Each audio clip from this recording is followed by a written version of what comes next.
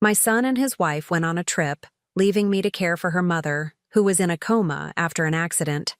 As soon as they left, she opened her eyes and whispered something that made my spine freeze. "I'm glad to have you here. Follow my story until the end and comment the city you're watching from, so I can see how far my story has reached." I never imagined that at 64 years old, I'd discover just how little I really knew about my own son. Grant had always been distant, even as a child, but I told myself that was just his personality. Some people aren't naturally affectionate, right? I convinced myself of that for years, especially after he married Amelie 3 years ago. When Grant called me last Tuesday morning, his voice carried that familiar tone of obligation rather than warmth. "Mom, Amelie and I need to take an emergency trip to Seattle. Her mother had another episode, and we can't leave her alone." Marianne had been in what the doctors called a vegetative state for 6 months now, ever since the car accident that left her with severe brain trauma. The poor woman just lay there in the hospital bed they'd set up in Grant's guest room, breathing through machines, completely unresponsive to the world around her. "Of course, sweetheart," I heard myself saying, though something in his tone made my stomach tighten.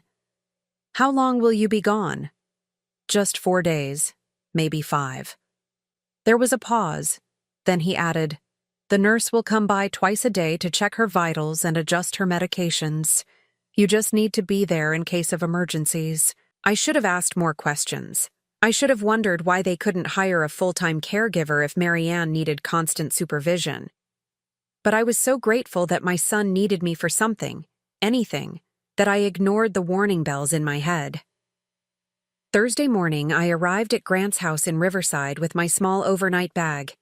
The house always felt cold to me, despite its expensive furnishings and perfect decorating. Amelie greeted me at the door with her usual practiced smile, the one that never quite reached her eyes. "Thank you so much for doing this, Laureen," she said, though her gratitude felt rehearsed. "Mother has been so peaceful lately. The doctors say she's stable, but we just can't risk leaving her alone." Grant appeared behind her, already checking his watch. "Our flight leaves in 3 hours. The nurse, Mrs. Patterson, will be here at 9 a.m. and 6 p.m. every day. Her medications are all labeled in the kitchen." I followed them to the guest room where Marianne lay motionless in the hospital bed. Machines beeped softly around her, monitoring her heart rate and oxygen levels. Her silver hair was neatly brushed, and someone had applied a light pink lipstick to her pale lips. She looked almost peaceful, like she was simply sleeping deeply. "She hasn't shown any signs of consciousness in months," Amelie whispered, standing beside the bed.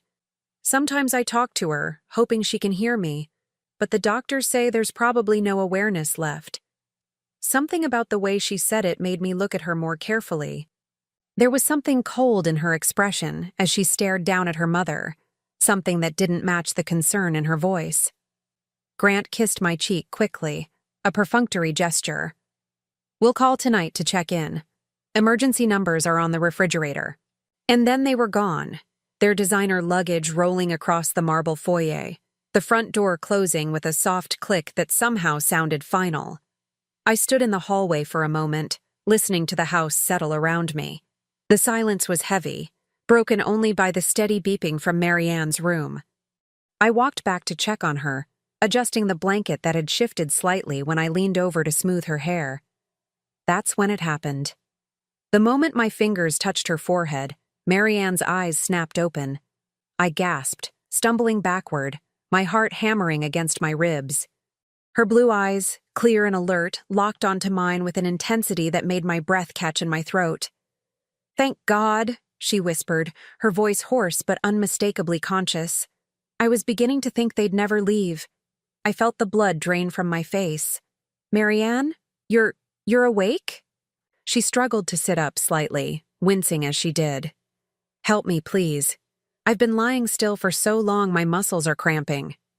My hands shook as I helped adjust her pillows, my mind racing to process what was happening. But the doctors said, "Grant and Amelie said you were in a coma." Marianne's laugh was bitter, filled with a pain that went beyond physical discomfort. "Oh, my dear Laureen, there's so much you don't know." She gripped my hand with surprising strength. "They think I'm in a coma because that's what they want to believe. what they need everyone to believe. I don't understand, I whispered, sinking into the chair beside her bed. Marianne's eyes filled with tears, but her voice remained steady. They're drugging me, Laureen. Every day, sometimes twice a day, Amelie gives me injections that knock me unconscious. She tells everyone they're prescribed medications from my neurologist, but they're not. The room seemed to spin around me. That's impossible. Why would they do such a thing? Because, Marianne said, her voice dropping to barely above a whisper, they're stealing everything I own, and they need me unconscious so I can't stop them. I stared at her, my mouth dry, my heart pounding so hard I was sure she could hear it. What do you mean stealing? Marianne closed her eyes for a moment, as if gathering strength. My bank accounts, my investments, my house in Portland. They've been forging my signature, claiming I gave them power of attorney while I was supposedly unconscious. They've already transferred over $200,000 out of my retirement fund. The numbers hit me like physical blows. $200,000. But Grant would never. He's my son. Your son, Marianne said gently but firmly, is not the man you think he is. And Amelie, her voice hardened. Amelie is a monster. I felt sick, my stomach churning with disbelief and growing horror. How do you know all this if they're keeping you unconscious? Because sometimes I fight off the drugs long enough to hear them talking. They think I'm completely out, so they don't bother to leave the room when they discuss their plans. Marianne's grip on my hand tightened. Last week, I heard Amelie on the phone with someone, laughing about how easy it's been to fool everyone. She said the hardest part was pretending to cry at the hospital. The room felt like it was closing in on me. This can't be real. This can't be happening. It gets worse, Marianne whispered, and something in her tone made ice form in my veins. They're not planning to keep this up forever. I heard them arguing about timing, about when to let me naturally slip away. The words hung in the air between us like a death sentence. I couldn't breathe, couldn't think, couldn't process what she was telling me. They want to kill you, I said, the words feeling foreign in my mouth. Marianne nodded slowly. And Laureen, I think you might be in danger too. The silence that followed Marianne's words was deafening. I sat frozen in that chair, staring at this woman I'd believed was unconscious, trying to make sense of what felt like a nightmare I couldn't wake up from. What do you mean I might be in danger? My voice came out as barely a whisper. Marianne struggled to sit up straighter, and I instinctively moved to help her, though my hands were trembling. You're here as their witness, Laureen, the devoted grandmother, caring for her son's poor mother-in-law out of the goodness of her heart. When something happens to me, you'll be the one to testify that I never showed any signs of consciousness. The implications hit me like a sledgehammer. They're using me.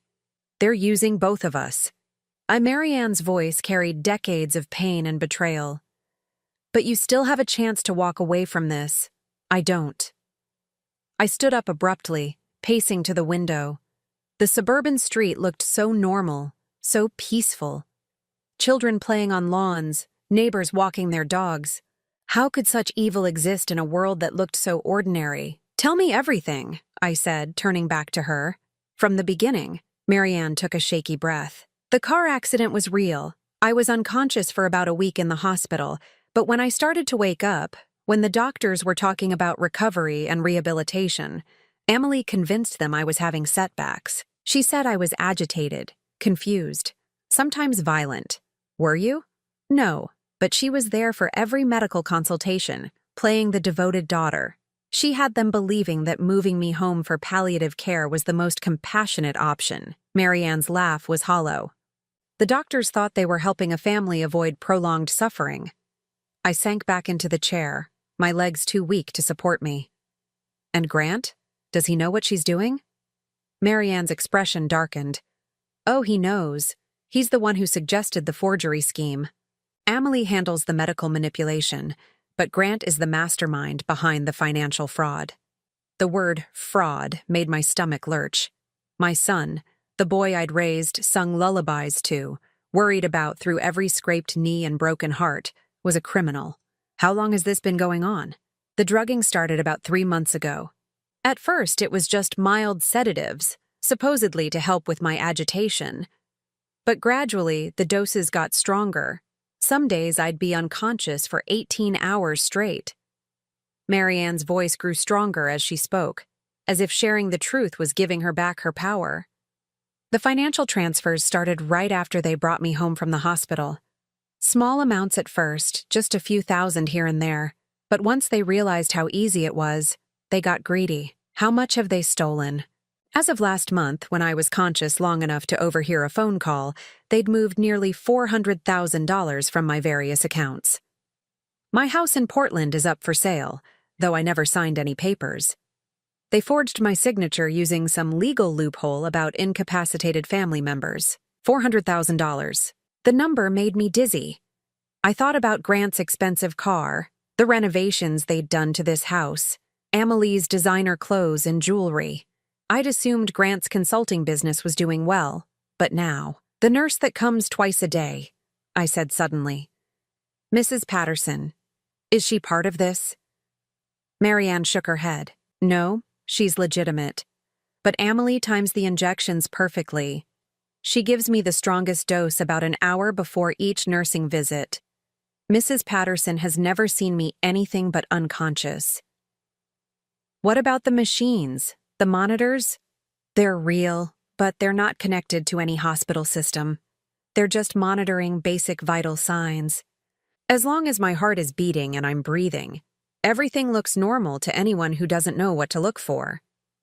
I felt a chill run down my spine. You said they're planning to let you naturally slip away.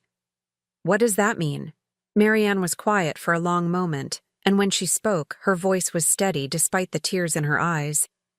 I overheard them discussing it 2 weeks ago. Amelie was researching how to gradually increase dosages to cause respiratory failure. She found some medical forums discussing how certain drug combinations can cause what looks like natural complications in coma patients. The room felt like it was spinning. They're planning to murder you. Yes. And they're going to make it look like a tragic but expected outcome. The family did everything they could, but sometimes these things just happen. Marianne wiped her eyes with the back of her hand. Amelie has already started talking to Mrs. Patterson about how my breathing has seemed more labored lately, how my color isn't quite right. She's laying the groundwork. I jumped up again, unable to sit still. We have to call the police. We have to stop this. With what proof? Marianne asked gently. It's my word against theirs. The medical records all support their story. The financial transfers were all done with forged signatures that look legitimate. And I'm supposed to be in a vegetative state. But you're conscious now. You can tell them what really happened. Can I? Or am I just a confused old woman with brain damage making wild accusations against her devoted family? Marianne's voice carried the weight of someone who'd thought through every possible scenario. Amelie has been very careful to establish a paper trail showing my supposed mental decline. She's even had me diagnosed with early-stage dementia based on behaviors she reported to doctors. The systematic nature of their deception was breathtaking. How long do you think we have? Based on what I overheard, they're planning to start the final phase when they get back from this trip. They wanted me to have a few days under the care of loving family before the tragic turn for the worse. Marianne looked at me with an expression that was somehow both desperate and determined. They needed a witness who could testify to my peaceful final days. That's where you come in. The weight of realization crashed over me. They asked me to come here not because they needed help. They needed an alibi. A perfect alibi. Grant's devoted mother, who loved his wife's family enough to sacrifice her own comfort to help care for an unconscious woman. Who better to vouch for their dedication and grief when I finally succumbed to my injuries? I felt nauseous. All those times Grant called me over the past few months, asking how I was doing, if I needed anything. I thought he was finally growing closer to me. He was keeping tabs on you, making sure you were stable, reliable, and completely unsuspecting. Marianne's voice was gentle but unflinching. I'm sorry, Laureen, but your son has been manipulating you just as much as he's been manipulating everyone else. The last piece of hope I'd been clinging to shattered. Grant didn't need me. He didn't love me. He was using me as an unwitting accomplice in murder. What are we going to do? I whispered. Marianne gripped my hand again, her eyes blazing with a fierce determination I hadn't expected. We're going to beat them at their own game. Over the next several hours, Marianne told me things that made my blood run cold. We spoke in whispers, even though we were alone, as if the walls themselves might betray our conversation to Grant and Amelie. The first time I realized something was wrong was about 4 months ago, Marianne began, her voice growing stronger as she shared her story. I was starting to feel more like myself after the accident. The physical therapy was helping, and I was beginning to remember things more clearly. That's when Amelie started suggesting to the doctors that I was having episodes. What kind of episodes?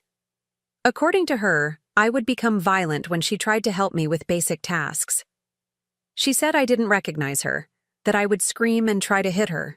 She even showed up to one doctor's appointment with scratches on her arms. Marianne's voice was filled with disgust. Scratches she gave herself. I felt sick imagining the performance Amélie must have put on. And the doctors believed her? Why wouldn't they? She was the devoted daughter, exhausted from caring for a traumatized mother. She would cry during the appointments, talking about how heartbreaking it was to see me so confused and angry. She even brought Grant to one visit to confirm her stories. What did Grant say? Marianne's expression hardened. He played his part perfectly. Talked about how difficult it was for Amelie, how worried he was about her mental health from the stress of caring for me. He suggested that perhaps medication could help calm my aggression so that Amelie could provide better care. The calculated nature of their deception was stunning. So the doctors prescribed sedatives. At first, yes, mild ones. But Amelie kept reporting that they weren't working. She said I was getting worse, more violent, more confused. Each visit, she painted a picture of a woman descending further into madness. Marianne paused, closing her eyes as if the memory was painful. The doctors started prescribing stronger medications, and that's when Amelie began preparing her own injections. What do you mean? She would show the doctors the prescription bottles, let them see that she was following their instructions, but she was also adding her own concoctions. Drugs she was somehow getting elsewhere. Marianne's voice dropped. I think she has connections from her previous job. Previous job? She used to work at a rehabilitation facility for elderly patients. She was fired about 5 years ago, though Grant never told me why. I found out later from a mutual friend that there had been some kind of investigation involving patient medications, but nothing was ever proven. The pieces were falling into place, creating a picture so dark I could barely comprehend it. She's done this before. I think so. And I think that's how she and Grant met. Not at the coffee shop like they told everyone, but through some connection related to her work with vulnerable elderly patients. Marianne shifted uncomfortably in the bed. Grant has always been drawn to easy money, even as a teenager. Remember when he got in trouble for selling fake IDs in high school? I did remember, though I'd tried to forget. Grant had been suspended for 2 weeks, and I'd spent hours at the school principal's office, making excuses for his behavior. I thought he'd outgrown that phase. He didn't outgrow anything. He just got better at hiding it. Marianne's voice was filled with a sadness that went beyond her own situation. Laureen, I need you to understand something. This isn't just about money for them. They enjoy it. The control, the deception, the power they have over someone helpless. What do you mean? Sometimes, when they think I'm completely unconscious, they talk to me anyway. Amelie will lean over my bed and whisper things about how pathetic I am, how no one will miss me when I'm gone. Grant talks about all the things they'll buy with my money, the trips they'll take. Marianne's voice trembled slightly. They've turned my suffering into entertainment. I felt rage building in my chest, hot and fierce. Those monsters. Last week, when they thought I was deeply sedated, I heard them discussing timeline. They want to wrap this up before the holidays because they've already booked a cruise to the Mediterranean. They're using my money to pay for it, and they want me dead so they can enjoy it without worry. A cruise? The casual nature of it, the way they were planning to celebrate her murder, made me feel physically ill. $15,000 for a month-long luxury cruise. They've already put down a deposit. Marianne looked directly at me. They're planning to be grieving family members who need time to heal from their tragic loss. The audacity was breathtaking. How do you know all these details? Because they're not as careful as they think they are. When you believe someone is unconscious, you stop monitoring how loudly you speak. And when you're excited about your schemes, you tend to share details. Marianne managed a weak smile. They've essentially confessed their entire plan to me over the past few months. What exactly is the plan? Marianne took a deep breath, as if preparing herself to relive the most terrifying parts. Starting when they return from Seattle, Amelie is going to begin documenting what she calls concerning changes in my condition. She'll call Mrs. Patterson and maybe even bring in another nurse for a second opinion. She's going to report that my breathing seems labored, that my color is off, that she's noticed signs of organ failure. But you're fine. Not for long. She's going to increase the drug dosages to actually cause the symptoms she's reporting. Respiratory depression, irregular heartbeat, signs that my body is shutting down. Marianne's voice was clinical, as if she were discussing someone else's death. The beauty of their plan is that it will look completely natural. A brain-injured woman whose body finally gives up the fight. How long do they think this will take? Based on what I overheard, they're planning for it to happen over about 10 days. Long enough to seem natural, but not so long that it becomes inconvenient. Marianne paused. They want me dead before Thanksgiving. That was less than 3 weeks away. And what about after? What happens when you're dead? They inherit everything through Amelie's status as my next of kin. The house, the remaining money, my life insurance policy. They've already researched probate laws to make sure there won't be any complications. Marianne's voice grew cold. They've even picked out my burial plot. The cheapest one they could find, of course. No point in wasting money on a dead woman. I was shaking with rage and horror. We have to stop them. We have to find a way to prove what they're doing. I've been thinking about that for months, Marianne said. The problem is that everything they've done has been very carefully planned. The medical records, the financial documents, even the witnesses who can testify to my supposed condition. It all supports their story. But we know the truth now. We know the truth, but proving it is another matter entirely. Marianne looked at me with an expression that was both desperate and determined. That's why I need your help, Laureen. You're the only person who's seen me conscious. You're the only one who knows what they're really doing. What do you want me to do? Marianne was quiet for a moment, and when she spoke, her voice was stronger than it had been all day. I want you to help me gather evidence, real evidence, the kind that even the best lawyers can't explain away. How? They think they're so clever, but they've made one crucial mistake. Marianne's eyes had a fierce gleam. They trust you completely. Grant believes his sweet, naive mother would never suspect anything.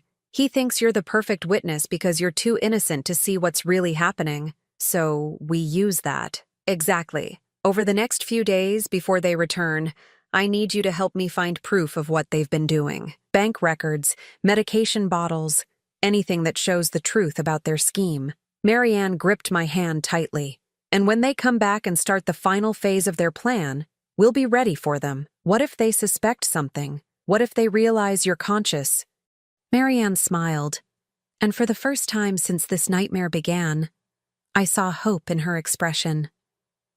Then we'll give them the performance of their lives. We'll let them think they're winning right up until the moment we destroy them. The determination in her voice sent chills down my spine, but they weren't chills of fear anymore. They were chills of anticipation. For the first time in my life, I was going to fight back against the people who had used and manipulated me, and we were going to win. The next 2 days passed in a blur of careful investigation. Marianne and I worked together like detectives, gathering evidence whenever Mrs. Patterson wasn't scheduled to visit. We had to be incredibly careful about timing. Marianne would pretend to be unconscious during the nurse's visits, and I would play the role of the concerned caregiver, asking appropriate questions about her condition. Mrs. Patterson was a kind woman in her 50s who genuinely cared about her patients. Watching her check Marianne's vital signs and adjust her blankets with such gentle professionalism made me realize how thoroughly Grant and Amelie had deceived everyone involved. Her breathing seemed steady today, Mrs. Patterson noted during her Friday morning visit, making notes on her chart. How has she been overnight? Very peaceful, I replied, hating how easily the lies came now. No changes that I've noticed. After she left, Marianne and I immediately got back to work. She directed me to places in the house where Grant and Amelie had hidden evidence of their crimes. Check the filing cabinet in Grant's office, Marianne whispered. Top drawer behind the tax documents. That's where they keep the forged papers. I found what she was talking about: copies of power of attorney documents, medical directives, and bank authorizations, all bearing Marianne's signature. But when I compared them to her real signature on some old Christmas cards, the differences were obvious to anyone who knew what to look for. They practiced, Marianne explained when I showed her what I'd found. I caught Amelie tracing my signature on practice sheets months ago. When I asked her about it, she said she was helping me with thank you notes for Get Well cards. I believed her. We also found records of the illegal drug purchases. Amelie had been ordering sedatives through online pharmacies, using fake prescriptions and multiple identities. The shipping records were all there, hidden in a box in their bedroom closet. She's been getting them delivered to different addresses, I told Marianne, as I photographed the evidence with my phone. Post office boxes, neighbors' houses when they're out of town, even some to your old address in Portland. How much has she spent on this? I added up the receipts. Over $3,000 in the past 4 months. All paid for with transfers from your bank account. The irony was sickening. They were using Marianne's own money to buy the drugs they planned to kill her with. But our most disturbing discovery came when I found Amelie's journal. She keeps a diary? Marianne asked when I told her what I'd found hidden behind books in their bedroom. Not exactly a diary, more like planning notes. I felt sick reading it. She's been documenting everything. The drug combinations, the timing, even her observations about how you react to different dosages. Marianne was quiet for a long moment. Read me some of it. I opened the journal to a random page and read, October 15th, increased morning dose to 4 milliliters. Subject remained unconscious for 19 hours. Breathing remained stable, but heart rate dropped to 58 beats per minute. Need to adjust to avoid suspicious readings during nurse visits. She's treating me like a lab experiment, Marianne said, her voice barely above a whisper. I turned to another page. October 22nd. Subject showed signs of awareness around hour 16. Made soft sounds when repositioned. Administered additional dose immediately. Note, may need to increase standard dosage to prevent breakthrough consciousness. My God, Marianne. She's been studying how to keep you unconscious more effectively. What else does it say? I flipped through more pages, each entry more chilling than the last. October 28th. Discussed timeline with G. Agreed to begin final phase after Seattle trip. Will document declining conditions starting November 1st. Estimate 10 to 12 days for complete respiratory failure. G excited about December cruise. Suggested upgrading to suite with our windfall. Marianne closed her eyes, but not before I saw tears forming. They're talking about my death like it's a vacation planning meeting. The final entry was the worst. November 2nd, L will be perfect witness to final days. Her testimony about peaceful final weeks will be crucial for any insurance investigations. G says his mother has always been easy to manipulate. She'll never suspect anything. Looking forward to finishing this and moving on with our lives. I set the journal down, my hands shaking with rage. She calls you the subject and me L like we're not even human beings. Because to them we're not. We're just obstacles to overcome and tools to use. Marianne opened her eyes, and I was surprised to see determination rather than despair. Did you photograph all of it? Every page. Good. Now we need to put everything back exactly where we found it. We can't let them know we've discovered their plans. We spent the rest of Friday carefully replacing all the evidence, making sure everything was positioned exactly as we'd found it. Marianne coached me on how to act natural when Grant and Amelie returned. Remember, you've been caring for an unconscious woman for 3 days. You should seem tired, maybe a little overwhelmed. Ask them lots of questions about my condition and what to watch for. Act like the concerned, slightly anxious mother-in-law. Saturday morning, Mrs. Patterson made her usual visit. As she checked Marianne's vitals, she made a comment that sent chills down my spine. "Has anyone else been giving her additional medications?" she asked, studying her charts. "Her heart rate seems a bit slower than usual." My mouth went dry. "Just what's on the schedule you gave me." Mrs. Patterson frowned slightly. Well, these things can fluctuate. I'll make a note for her primary care physician." She looked at me with concern. "How are you holding up, dear? This can't be easy." "I'm managing," I said, though inside I was screaming. She was seeing the effects of Amelie's drugs without realizing what they really were. After she left, Marianne and I discussed what the nurse's observations might mean. "They've been dosing you even when they're not here," I realized. "There must be some kind of delayed release system." "Check the IV bag," Marianne suggested. "Amelie changes it every day before the nurse visits, but she might have added something to this one before they left." I examined the IV setup and found what looked like a small additional chamber attached to the main line, almost invisible unless you knew what to look for. "That's it," Marianne said when I described it to her. "She's been giving me extended doses through the IV. That's why I've been having trouble staying conscious for longer periods. Should I remove it?" "No. If Mrs. Patterson notices a change in my vitals before Grant and Amelie return, it might raise questions we're not ready to answer yet." We were running out of time to prepare. Grant had texted that morning to say their flight was delayed, but they'd be home by Sunday evening. That gave us less than 36 hours to finalize our plan. "What exactly are we going to do when they get back?" I asked. "We're going to let them start their final phase exactly as planned," Marianne said. "But this time we'll be recording everything." Sunday afternoon, my phone rang. Grant's name appeared on the screen, and my heart started pounding.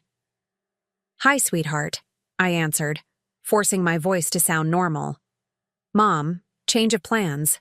Our flight got moved up. We'll be home in about 3 hours instead of tonight." My blood turned to ice. We weren't ready. "Oh, that's wonderful. I know you're anxious to get back to check on Marianne." "How has she been?" "The same. Mrs. Patterson says her vitals are stable. She seems very peaceful." The lies felt like ash in my mouth. "Good. Listen, Mom, I want to prepare you for something." The nurse mentioned that Marianne's condition might start declining soon. These things happen with brain injuries. Sometimes patients seem stable for months, then take a sudden turn for the worse. He was already laying the groundwork, just as Marianne had predicted. "Oh no. What should I watch for?" "Changes in her breathing, her color, things like that. But don't worry, Amelie will know what to do when we get back." "Of course. I'll see you soon." After I hung up, I ran to tell Marianne about the change in plans. 3 hours, she said, her voice steady despite the circumstances. "That's enough time to set up the recording equipment and get everything ready." "Recording equipment?" Marianne smiled. "Did you think I've been lying here helpless for months without making any preparations? There's a box hidden in the basement behind the water heater. Bring it up here." When I found the box, I was amazed at what was inside. A small digital recording device, a tiny camera, and what looked like professional surveillance equipment. "Where did you get all this?" "I ordered it online months ago, when I first realized what they were planning. It took weeks of pretending to be unconscious while packages were delivered, but I managed to hide everything before they found it." Marianne's eyes gleamed with satisfaction. "They think they're so clever, but I've been preparing to destroy them for months." As we quickly set up the hidden camera and recording devices, I felt a mixture of terror and excitement. In just a few hours, Grant and Amelie would walk through that front door, believing they were about to complete their perfect crime. Instead, they were walking into a trap that would expose them for the monsters they really were. "Are you ready for this?" Marianne asked as we heard a car pulling into the driveway. I looked at this brave woman who had endured months of abuse and manipulation, who was about to risk her life to bring her tormentors to justice. "I'm ready." The front door opened, and I heard Amelie's voice calling out cheerfully, "We're home!" The final phase was about to begin. "Lorene, we're back." Amelie's voice carried that same artificial sweetness I'd grown to recognize as a warning sign. I heard their footsteps in the hallway. the rolling of suitcase wheels across the marble floor. Marianne squeezed my hand once, then immediately went limp, her eyes closing as she slipped back into her performance. The transformation was so complete, so convincing, that for a moment I almost believed she really was unconscious. "How is she?" Grant asked as he appeared in the doorway. His face showed what looked like genuine concern, but now I could see the calculation behind his expression. "Very peaceful," I said, standing up from the chair beside Marianne's bed. "Mrs. Patterson was here this morning. She said her vitals were stable, but mentioned that her heart rate seemed a little slower than usual." I watched Amelie's face carefully as I said this. There was a flicker of something, satisfaction, before she arranged her features into an expression of worry. "Oh dear," she murmured, moving to Marianne's bedside. "Sometimes that can be a sign of changes in her condition." She placed her hand on Marianne's forehead with theatrical tenderness. "Poor mother. She's been fighting so hard for so long." Grant moved to stand beside his wife, and for a moment they looked like a devoted couple concerned about their loved one. If I hadn't known the truth, I might have been moved by their apparent grief. "The nurse mentioned that we should watch for any changes," I said carefully. "What exactly should I be looking for?" "Well," Amelie said, still stroking Marianne's hair with fake affection, "with brain injuries like mother's, sometimes patients can take sudden turns for the worse. Their breathing might become labored, their color might change. It's all part of the natural progression of her condition." The way she said natural progression made my skin crawl. She was already preparing the narrative for Marianne's murder. "Is there anything we can do to help her?" I asked, playing my part as the concerned but naive mother-in-law. Grant and Amelie exchanged a look that lasted just a fraction too long. "We just have to keep her comfortable," Grant said. "Make sure she's not in any pain. The medications help with that," Amelie added. "I'll need to adjust her dosages based on how she's been responding while we were gone." I felt my pulse quicken. This was it. They were about to begin the final phase of their plan. Should I stay to help? I could take time off work. "That's so thoughtful of you, Mom," Grant said, and for a split second I almost believed the warmth in his voice was real. "But you've already done so much. You should go home and get some rest." "Actually," Amelie interrupted, her voice taking on a sharper edge, "maybe Laureen should stay tonight, just to make sure everything goes smoothly as we transition back to our normal routine." Grant looked at her with surprise. This wasn't part of their original plan. "Amelie, I think Mom has done enough." "No, I insist." Amelie's smile didn't reach her eyes. "Families should be together during difficult times." Something in her tone sent alarm bells ringing in my head. This wasn't about wanting my help. This was about control. "Of course I'll stay," I said, trying to keep my voice steady. "Whatever you need." Over the next few hours, I watched them settle back into their routine with mounting horror. Amelie checked and rechecked Marianne's medications, making careful notes about dosages and timing. Grant spent time on his laptop, and I caught glimpses of what looked like travel websites and bank statements. During dinner, takeout Chinese food eaten mostly in silence, Grant's phone buzzed with a text message. He glanced at it and smiled in a way that made my stomach turn. "Good news?" Amelie asked. "The cruise line confirmed our upgrade. Penthouse suite with a private balcony." He looked at me and added casually, "We're taking a long vacation after the holidays. We've been under so much stress with Marianne's condition." "That sounds wonderful," I managed to say. "You both deserve a break." The casual way they discussed their murder vacation while sitting just yards away from their intended victim was breathtaking in its cruelty. Later that evening, as we sat in the living room, Amelie began what sounded like a rehearsed conversation. "Laureen, I want you to know how much it means to us that you've been so involved in Mother's care," she said. "It shows what kind of person you are."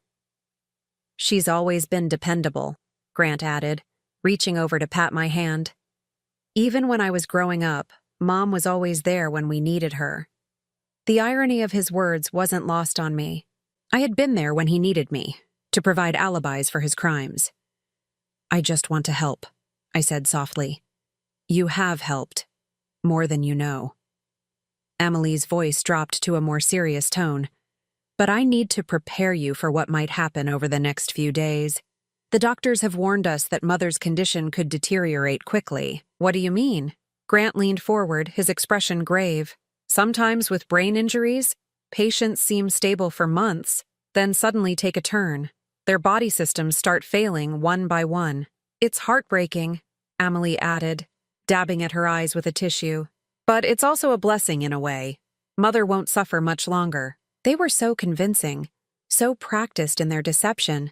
If I hadn't heard Marianne's story, if I hadn't seen the evidence of their crimes, I would have believed every word. Is there anything I can do to help during this difficult time? I asked. Just be here, Grant said. Having family around makes it easier to cope. Amelie nodded. And if anything happens, if Mother takes a sudden turn, we'll need you to help us understand that we did everything we could. There it was. The real reason they wanted me to stay. They needed their witness present for the final act. Around 10 o'clock, Amelie announced it was time to give Marianne her evening medications. This might be a good learning experience for you, Laureen, she said as we walked to Marianne's room, in case you ever need to help with her care again. I watched in horrified fascination as Amelie prepared the injection. She was so casual about it, chatting about the different medications and their purposes while she drew liquid from multiple vials into the syringe. This one is for pain management, she explained, holding up one vial. This is to help with muscle spasms, and this one helps her sleep peacefully. The peaceful sleep medication, I realized, was probably the sedative that would keep Marianne unconscious for the next 18 hours. As Amelie administered the injection, I had to fight the urge to stop her, but we needed them to reveal more of their plan, and Marianne had insisted she could handle whatever they gave her for one more night. How long before it takes effect? I asked. Usually within 15 minutes she'll be deeply asleep, Amelie said, disposing of the needle in a medical waste container. She won't wake up until late tomorrow morning. Grant appeared in the doorway. Everything okay in here? Just fine. Mother should rest comfortably now. Amelie smoothed Marianne's blanket with mock tenderness. Sweet dreams, Mother. As we left the room, I felt sick knowing that Marianne was already fighting off the drugs coursing through her system, but I also felt a surge of admiration for her strength and determination. Back in the living room, Grant poured himself a scotch while Amelie made tea. The atmosphere felt almost celebratory, though they were trying to hide it. I'm exhausted, Amelie announced after finishing her tea. I think I'll turn in early. Laureen, the guest room is all set up for you. Actually, Grant said, setting down his glass with more force than necessary, I think we need to have a conversation first. Something in his tone made both Amelie and me look at him sharply. He was staring at me with an expression I'd never seen before. Cold, calculating, almost predatory. Grant? I said uncertainly. He walked to the window and pulled the curtains closed, then turned back to face me. Mom, I need you to understand something about the situation here. Amelie moved to stand beside him, and suddenly they looked less like a grieving couple and more like a team preparing for battle. What situation? I asked, though my heart was already pounding with dread. The situation with Marianne's condition, Grant said slowly, and your role in what's going to happen over the next few days. I don't understand. Grant and Amelie exchanged another look, and this time I saw something pass between them that made my blood run cold. Mom, Grant said, his voice taking on a tone I remembered from his teenage years when he was about to lie his way out of trouble. Marianne is going to die this week, and you're going to help us make sure no one asks any uncomfortable questions about it. The words hit me like physical blows. Even though I'd known this was their plan, hearing Grant say it so casually, so matter-of-factly, made it real in a way that terrified me. Grant? What are you talking about? Don't play dumb, Mom. It doesn't suit you. His voice was hardening now, losing all pretense of warmth. You've been here for 3 days. You've seen Marianne's condition. When she dies, and she will die very soon, you're going to tell everyone that she went peacefully, surrounded by family who loved her. You're scaring me, I whispered, which wasn't entirely an act. Amelie stepped forward, her mask of sweetness completely gone now. You should be scared, Laureen, because you have a choice to make. You can be part of this family, or you can be a problem that needs to be solved. What kind of choice? Grant sat down across from me, leaning forward with his elbows on his knees. Here's what's going to happen, Mom. Over the next few days, Marianne's condition is going to deteriorate. Her breathing will become labored, her heart rate will become irregular, and eventually her body will give up the fight. And you're going to be here to witness all of it, Emily added. You're going to see how hard we fight to save her, how devastated we are when we lose her. When the paramedics come, when the police ask routine questions, when the insurance investigators follow up, you're going to tell them exactly what you saw, Grant continued. A loving family doing everything possible for a brain-injured woman who tragically lost her battle. I stared at them, these two people who were calmly explaining how they planned to commit murder and use me as their alibi. And if I don't? The temperature in the room seemed to drop 10 degrees. Mom, Grant said softly, you're 64 years old. You live alone. You don't have much family besides me. Accidents happen to elderly people all the time. The threat was clear, even though he'd wrapped it in gentle language. I felt true fear for the first time since this nightmare began. You wouldn't, I breathed. We really hope we won't have to, Emily said, her voice bright and cheerful again. We much prefer having you as our ally rather than our enemy. After all, family should stick together. I sat there in stunned silence, trying to process what they'd just told me. They weren't just planning to murder Marianne. They were prepared to kill me too if I didn't cooperate with their scheme. I need some time to think, I finally managed to say. Of course you do, Grant said, standing up and walking over to pat my shoulder. The gesture felt like a snake wrapping around my neck. Take all the time you need, but remember, Mom, we start tomorrow morning, and we need to know that you're with us. As I walked to the guest room on shaking legs, I heard them whispering in the living room behind me. I couldn't make out the words, but the tone was unmistakably that of predators discussing their prey. I closed the door and sat on the edge of the bed, my whole body trembling. They had just threatened my life as casually as they might discuss the weather. And tomorrow, they were going to begin murdering Marianne while forcing me to watch and later lie about what I'd witnessed. But what they didn't know, what they couldn't possibly suspect, was that every word of their confession had just been recorded by the hidden devices Marianne and I had planted throughout the house. The trap had been sprung, and they had walked right into it. I barely slept that night. Every sound in the house made me jump, wondering if Grant and Emily had decided I was too much of a risk to keep alive until morning. But as dawn broke through the guest room window, I was still breathing, still alive, and still determined to see their plan through to its conclusion. At 6 a.m., I heard movement in the hallway. Emily was starting her morning routine, checking on Marianne and preparing what she would claim were prescribed medications.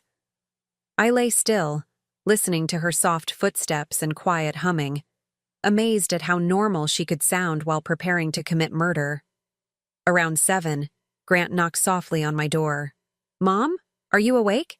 I opened the door to find him standing there with a cup of coffee and what looked like genuine concern on his face. The performance was so convincing that for just a moment I almost forgot what he really was. I brought you coffee, he said gently. I know last night was a lot to process. Thank you, I said, accepting the cup with hands that only trembled slightly. Have you thought about what we discussed? I looked into his eyes, my son's eyes, and saw absolutely no trace of the boy I'd raised. Yes. And? I understand what you need from me. The words tasted like poison in my mouth. Grant's face relaxed into what might have been relief. I knew you'd see reason, Mom. Family has to stick together, especially during difficult times. Of course, I said softly. I just want to help. Good. Emily is going to start documenting changes in Marianne's condition today. She might need you to witness some of those changes to confirm what you've observed. I understand. Grant patted my shoulder again, that gesture that now made my skin crawl. You're doing the right thing, Mom. This is what's best for everyone. After he left, I got dressed quickly and made my way to Marianne's room. Emily was there, adjusting IV lines and making notes on a chart. How is she this morning? I asked. I'm concerned, Amelie said, her voice full of practiced worry. Her breathing seems more labored than usual, and her color is off. I think we might be seeing the beginning of the decline the doctors warned us about. I looked at Marianne, lying motionless in the hospital bed. Her breathing did seem slightly more labored, but I knew that was due to whatever drugs Amelie had given her the night before. Should we call Mrs. Patterson? I already did. She's coming by this afternoon to reassess. Amelie made another note on her chart. I also called Dr. Brennan's office to let him know about the changes. Dr. Brennan was Marianne's supposed neurologist, another part of their carefully constructed web of lies. I wondered if he even existed, or if Amelie was managing that deception too. What can I do to help? Just keep watch over her while I prepare her morning medications. If you notice any changes in her breathing or color, let me know immediately. I sat beside Marianne's bed, gently holding her hand. To anyone watching, I looked like a caring family member providing comfort. But I was actually checking for the subtle signs we'd arranged, a slight pressure of her fingers to let me know she was conscious and alert inside her chemically induced prison. The pressure came, barely perceptible, but definitely there. Marianne was awake, aware, and ready. Over the next few hours, Amelie orchestrated what could only be called a masterpiece of deception. She documented declining vital signs, noted changes in Marianne's breathing patterns, and called in concerned reports to medical professionals who existed only in her imagination. I'm worried about fluid in her lungs, she told someone on the phone, supposedly Dr. Brennan's nurse. Yes, I know it's a common complication with prolonged bed rest. Should we increase the respiratory therapy? Grant played his part perfectly too, acting like a devoted son-in-law struggling with the impending loss of his wife's mother. He made tearful phone calls to imaginary relatives, updating them on Marianne's deteriorating condition. I think we should prepare ourselves, he told me around lunchtime. Amelie thinks it might happen within the next 24 to 48 hours. So soon? I managed to gasp, playing my role as the shocked family member. These things can progress very quickly once they start, he said, reaching over to squeeze my hand, but at least she won't suffer much longer. Mrs. Patterson arrived as scheduled at 2 p.m. I watched nervously as she examined Marianne, wondering if she would notice anything suspicious about the supposed deterioration. Her oxygen saturation is lower than I'd like to see, she said, frowning at her equipment, and her heart rate is more irregular. These can be signs of organ stress. What does that mean? I asked, though I already knew she was observing the effects of Amelie's drugs. It could mean her body is starting to shut down, Mrs. Patterson said gently. I'll need to call Dr. Brennan and see if he wants to adjust her care plan. After she left, Amelie seemed pleased with how the visit had gone. See how it works? She said to me quietly. The nurse is documenting everything. When this is over, there will be a clear medical trail showing natural progression of her condition. That evening, as we sat down for what I knew would be our last family dinner, Grant opened a bottle of wine to celebrate what he called getting through a difficult day. To family, he said, raising his glass. To family, Amelie echoed. To family, I repeated, though the word felt hollow in my mouth. As we ate, they continued to discuss their plans with the casual cruelty I'd come to expect. The cruise, the house they wanted to buy with Marianne's money, the new car Amelie had picked out. We're thinking of moving to Florida after everything settles down, Grant said. Fresh start, you know. Too many sad memories here. What about me? I asked, playing into their assumption that I would be part of their ongoing deception. Grant and Amelie exchanged one of their looks. We were hoping you might come visit us often, Amelie said sweetly. Maybe even relocate eventually. Family should stay close, especially after going through something traumatic together.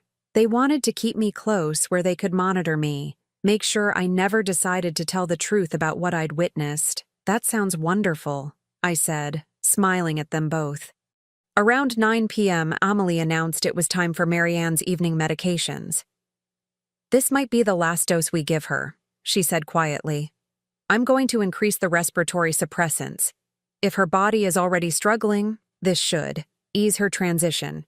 Transition, such a gentle word for murder. I followed them to Marianne's room and watched as Amelie prepared what I knew was a lethal cocktail of drugs.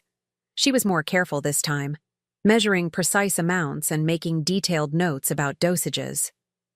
"This is a merciful thing we're doing," she said as she drew the mixture into a syringe. "She's already gone, really. We're just helping her body catch up to what her mind already knows." Grant nodded solemnly. It's what she would have wanted. As Amelie moved toward Marianne's IV line with the syringe, I felt my heart pounding so hard I was sure they could hear it. This was the moment we'd been waiting for, the final proof of their intent to commit murder. "Wait," I said suddenly. They both turned to look at me, Amelie's hand frozen halfway to the IV port. "I want to say goodbye first," I said, moving to Marianne's bedside. In case she doesn't wake up." "Of course," Grant said softly. "Take your time, Mom." I leaned over Marianne, pretending to whisper final words of comfort, but what I actually whispered was, "Now." Marianne's eyes snapped open. The effect was electric. Amelie screamed and dropped the syringe, its contents spilling across the floor. Grant stumbled backward, his face turning white with shock.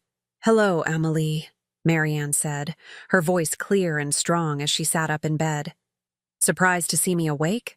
For a moment, no one moved. The three of us stared at Marianne as if she had risen from the dead, which, in a way, she had. That's impossible," Amelie stammered. "You've been unconscious for months. Your brain damaged. You can't what? Can't think? Can't remember? Can't plan?" Marianne swung her legs over the side of the bed with surprising grace. "Oh, my dear Amelie, I remember everything. Every injection, every forged signature, every dollar you stole." Grant found his voice. "This is impossible. You're having some kind of episode. You're confused. Am I?" Marianne reached over to the bedside table and picked up a small recording device. "Then perhaps you can explain this." She pressed play, and suddenly the room filled with their own voices from the previous evening. "Marianne is going to die this week, and you're going to help us make sure no one asks any uncomfortable questions about it." Grant's face went from white to gray. Amelie looked like she might faint. "Keep listening," Marianne said calmly. The recording continued. "Over the next few days, Marianne's condition is going to deteriorate. Her breathing will become labored, her heart rate will become irregular, and eventually her body will give up the fight." "You recorded us," Amelie whispered. "For months," Marianne confirmed. "Every confession, every plan, every casual discussion about my murder. Did you really think I would just lie there helplessly while you destroyed my life?" Grant lunged toward her, but Marianne held up her hand. "I wouldn't do that if I were you. You see, those recordings are already in the hands of the police, the FBI, and the district attorney's office. They've been watching this house since yesterday afternoon." As if summoned by her words, we heard the sound of car doors slamming outside, followed by heavy footsteps on the front porch. "Police! Open up!" Amelie collapsed into a chair, her face buried in her hands. Grant stood frozen, his mouth opening and closing like a fish gasping for air. "You see," Marianne continued conversationally as the front door burst open and armed officers flooded into the house. "I've been working with federal investigators for months. Healthcare fraud, elder abuse, conspiracy to commit murder. You two have been very busy criminals."